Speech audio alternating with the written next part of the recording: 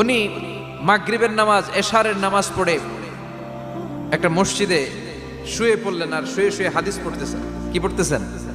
কথা বলেন। আর মনে মনে ভাবলেন রাতটা মসজিদে কাটায় দিই, ফজরের নামাজ পড়ে আবার বেরোবো।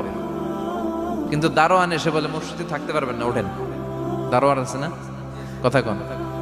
আহমদ ইবনে হাম্বল বললেন আমি শুধু রাতটা থাকতে চাই, আমি তো ফজরেরও মুসল্লি, ফজর নামাজ পড়বো তো এই মসজিদে, আমার থাকতে দাও। দারোয়ান তো দেয় না, কেন?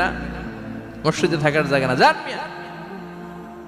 উনি যে আহমদ ইবনে হাম্বল এটা চিনে নাই, থাকতে দেয় না। কি করবে এখন? উনি কাঁথা গুছিয়ে হাদিসের কিতাব নিয়ে কাঁধের মধ্যে ব্যাগ নিয়ে মসজিদ থেকে বেরোয় গেলেন। কি আর করবেন, প্রচন্ড শীত, আর কাঁপতেছেন, বুড়ো মানুষ।